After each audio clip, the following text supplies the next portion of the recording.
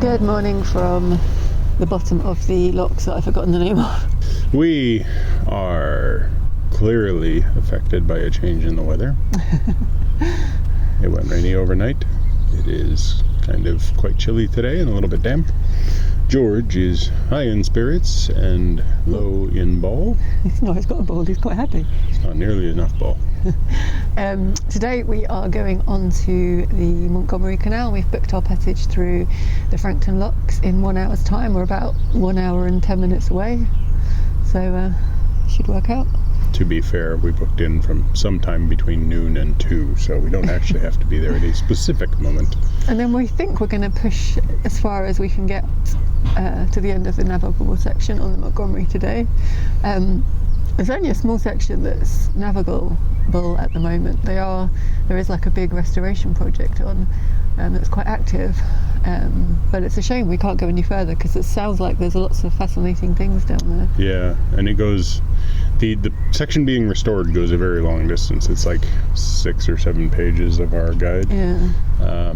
But it's a long way from restoration because basically a very large number of bridges were lowered. The canal was backfilled, and so, you know, even in sections where there is some remaining channel and water, there would be no way of getting a boat through. So bridges will have to be raised, things will have to be rebuilt, funds will have to be spent. It's going to be a very long project, but it's kind of the second route into Wales, so it would be really cool to have it running. So we need to get off, get moving. We are just waiting for a boat that has just come down the lock to pass us, which will happen momentarily.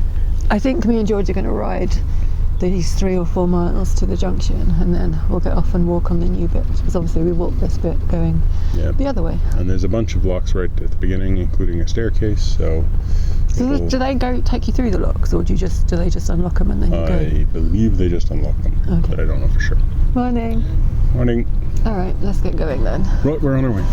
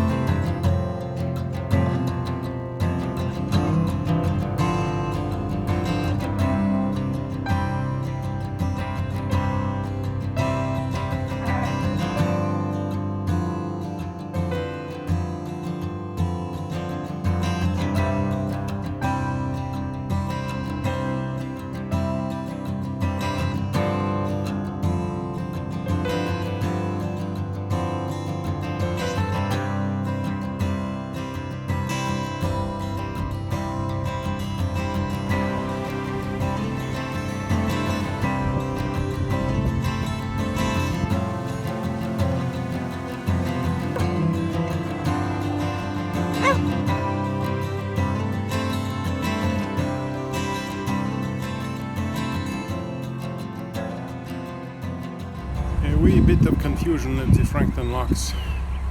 Many boats going in, many boats coming up, but nobody really coordinating or knowing which one's going when, where. So we're going next, after the next one that comes up. Good fun.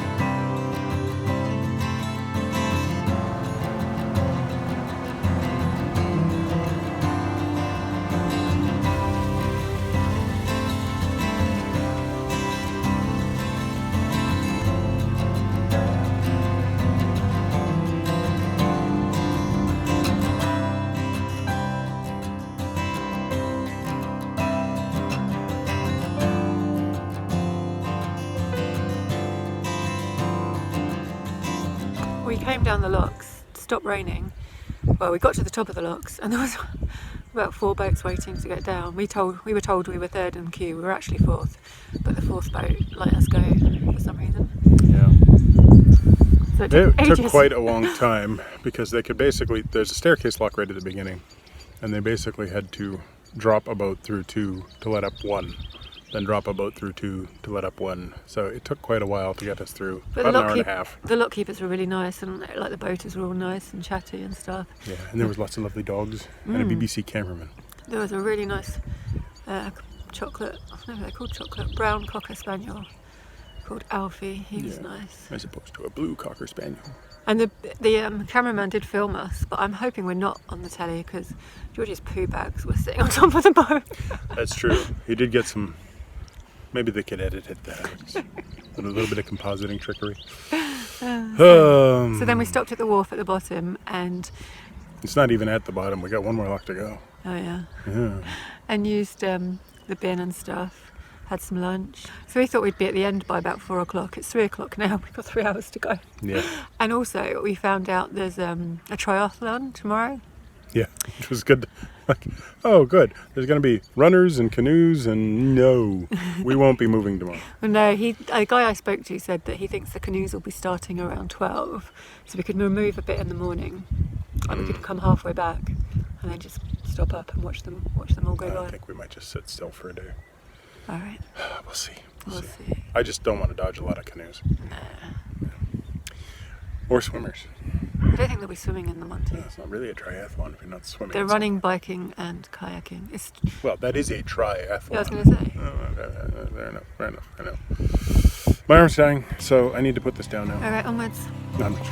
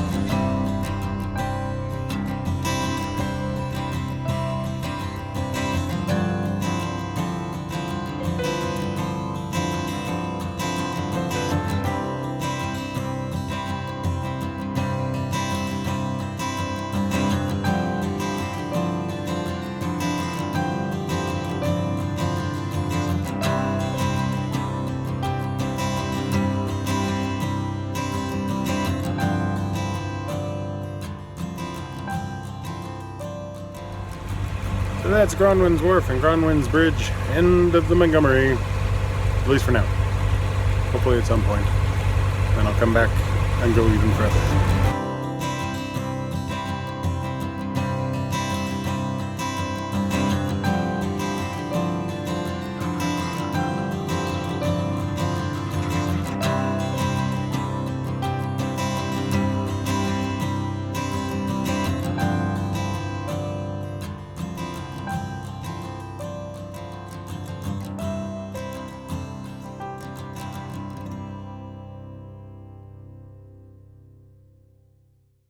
Oh my god, have you seen how cute George is? So cute. When did he get that ball? Oh, I tossed it to him. He looked like he was falling asleep sitting up. He's so toot. Look at him. His mouth ends with a ball. George, I gotta get a shot of him. Where's he can? George got a bit upset when I made friends with Alfie the cocker. Well, yeah, he was totally jealous of There you. you go, you take it closer. Look at it. It's recording. We planned our day. We arrived at the Frankton Locks at 3 minutes to 12, thinking we'll go straight through. That was a bit silly of us. Didn't kind of think about how many people would be going down there. Because as we've been traveling on the Llangollen, I think I've heard 2 people say they went down there, and they were like, "Oh, we were totally alone." And I was like, "Okay, that sounds like fun." So we just assumed there'd be no other boats coming down. Yeah, but there's 5 of us moving down and 4 moving up. We ended up being 4th of the 5, and that's only because the guy who should have been 4th was really chill and let us go. Yeah, and totally relaxed. This is an interesting fellow. He's like a really tall guy and a really small boat. Yeah. And the lock keepers were both really, really nice, really friendly, really helpful. Just like had it running like clockwork. Yeah. But we did wait about an hour and a half for our turn. But when we finally made it down, we got down quite, relatively quickly through all the locks. The lock keeper handed me this piece of paper as we were going down. And he's like, "There's a triathlon tomorrow." Oh, good. So I did read it. It's like something like 265 competitors who are doing a bike ride, a walk or a run, and then the canoe. And the canoe starts from pretty much here. And it says it starts at 12 noon, the canoe bit. So to here tomorrow, there'll be 265 canoes going past. Yeah, which is why we're thinking we'll probably move on from here tomorrow morning so that we are not swamped by 200 canoes. Yeah, but it's all in aid of the Montgomery Canal for the restoration. So. Yeah, which is great. Yeah, it's a good event, I think. I'd love them to restore the canal. So we came all the way down. There was 7 locks. Well, if you count the staircase as 1, so there's 8 locks in total. And it's just gorgeous. It's one of those canals that's just a tree-lined corridor for most of the way. There's a couple of really straight cuts, like really long straight cuts. Dead straight. Yeah, like you can see a mile. And it is pretty quiet, although there are a few boats moored. We only passed 1 moving boat. Can't remember. A couple of boats that we were in the locks with, moored up at the Queen's Head. In Queen's Head. The Queen's Head pub in Queen's Head. I just like that. It's funny things you learn, It's like I was reading about Offa's Dyke, and this is something that struck me as funny, was this that it's Offa's Dyke, and it wasn't made by Offa and isn't a dike, because the dike is for holding back water, not the Welshman. And that's what Offa's Dyke is for. It's for holding back the Welsh. So we got as far as, what was the bridge called? Gronwyn Bridge? Gronwyn Bridge, yeah, and Gronwyn Wharf. There's a turning point there, and there's a private residence with a private wharf. And we went a bit further than the turning points to take a picture under the bridge. And I think the resident, the guy that lived in the house, got a bit nervous about us hovering around there. Well, he didn't want me backing up over his pump. Fair enough. And yeah, the canal carries on unnavigable for a while because you can see it through the bridge. According to the book. Which is 10 years old. So. Which is 10 years old. It's been restored between Bridge 103 and 129. That's Ardlin to Berriew. Oh, okay, so there's only a little gap that's not restored before you can navigate again. Mm-hmm. That's pretty cool. The canal was built all the way down to Newton eventually. It's a little bit of a strange story because it was actually made over 30 years by 3 different companies, and all of them essentially failed to make any money. Oh, really? So ultimately it was broken by a leak in a dike. There was a breach. Yeah, that was it. That was the end of it. There was there was just no reason to restart it. So ultimately there was an act of Parliament that said officially it's closed, and it was closed. There's a lot of Was it? sort of limestone down that way, but there wasn't a lot of industrial usage, so it was mainly used to feed to move stuff around for the farmers. The Ellesmere Canal was being put in, and they were Which like, is "Ooh, the we'll connect up Llangollen. to that." Yes, Yeah. is now the Llangollen, and the Ellesmere portion was being put in, and that sort of got some people excited about the idea. So they did the first section up to there, and they did it fairly quickly. I think it was 4 years or something, and then it took 30 years and 3 different companies to ultimately get it all the way down to Newton. So it eventually made it down to, however you pronounce that. Llangymynech. Yeah, so it's like Clanumnech, or something like that. Apparently that was a very large producer of lime and had a major quarry and everything. So that was one of the products that was meant to be traversed around. But for the most part, it just never really made much money. And in World War I, it kind of came to its end. It's an interesting little place, though. Like, it's very extremely rural, runs through a bunch of farms. The only points that are sort of listed in our book that aren't pubs are a couple of, at least on this section that's actually navigable, are a couple of little sites like a red brick and timber warehouse standing by an elegant turnover bridge, and of all things, Saint Winifred's Well, a 7th century princess who was apparently beheaded and brought back to life by a guy named Saint Bueno, which I don't think it's probably pronounced Bueno, but it's spelled Bueno, so I'm like, ooh, it's Saint Good. Winifred. The princess was decapitated by a angry, jilted suitor. She was brought back to life, and then her body was, for some reason, moved through here in the 12th century, stopped briefly at a spot down there, and there is a well that was said to have miraculously appeared. I have a feeling what actually happened was there was some workman who was like, "Why am I carrying this old dead lady's body?" And he got to some place and said, "My God, I could use a drink." Saw a well that all of the locals knew about and went, "It's a miracle!" But I might be wrong. I'm so cynical. I'm not cynical. I'm just very logical. When we were at the locks, we met some viewers who were going up, and they very kindly gave George 2 balls. 2 balls. One of which almost immediately disappeared down the mouth of Alfie, the very, very boisterous Cocker Spaniel. Cocker Spaniel that Joe wants to take home. I thought George could do with a nice brother, but he belonged to the lockkeeper, and I'm pretty sure the lockkeeper wouldn't be up for that. No, probably not. The lockkeeper seemed to like his dog. What were you going to say? The other kind of interesting piece of history around here, 7th June 1865, there was a railway disaster 600 yards north of the canal at Bridge 74. A way gang that was lifting the line decided that they would put up a pole with a green flag on it and think that that would be enough to warn somebody. Because green means stop. Yeah. And this makeshift flag was unfortunately ignored by a rather big train, a large excursion train consisting of 32 coaches and 2 brake vans, shot right through the makeshift sign, and unfortunately it was too late to shut off steam. 4 coaches were destroyed, 11 damaged, 12 people killed. Yeah, that's probably not going in there, but I thought it was an interesting fact about this place. Oh, I've just remembered something else. What's that? Okay, so there's this thing called the IWA Silver Propeller Challenge, and it's basically a list of places that the IWA, the Inland Waterways Association, have listed. A list they've listed. Well done. A list of places on the canals that you can visit, and each one counts towards the challenge, and you have to visit 20. I think we're on about. We've had a few fails. Like, I think we've had 3 fails. We didn't make it to. One of the places on the list is the turning point just up here, so that was a tick. Yay, we've done one. So I was just wondering if anyone would be interested in a video about the other ones that we've made it to, and to see how far or how well we're doing with the challenge.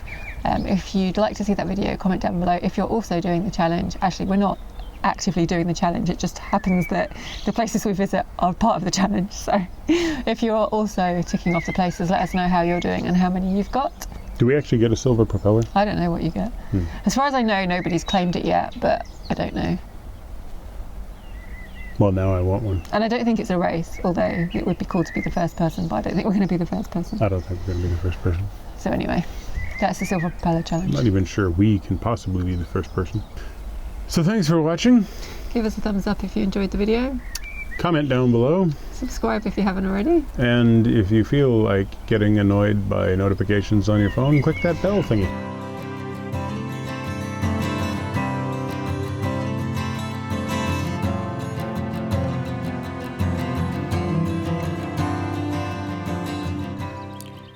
Bah. Bah. Silly sheep. This is Clancy. This is Greg. I prefer Clancy to Greg. She likes Greg. Oh, I don't want to be wearing this. Come on, Greg. Let's see, haven't you? This is Greg. And then, yeah, we met some great... I was going to talk about the train story. I was going to talk about George's Ball. Yeah, we should talk about George's Ball. There was a railway disaster, 600 yard. It's nice here. It is nice here. I am aching and in so much pain. What do you want for dinner? Falafel? Probably a no then. Because you know what's a good thing? Hummus and falafel. Chickpea on chickpea. Goody yum yums. Oh, we like chickpeas. I do like chickpeas. If you're vegetarian, you have to eat chickpeas. It's the law. Among the many vegetarian laws, thou shalt chew a carrot. Thou shalt not lettuce a cabbage. Lettuce, cabbage. Yeah, well, that's what I was going for. Lettuce a cabbage to live. Thou shalt not suffer a cabbage to live. I feel like I really wish I could talk to Eric Idle right now. He'd have something. We're overtired. Yeah. It's like we'll keep talking because as soon as we stop talking, we have to get up and move. Thanks for watching.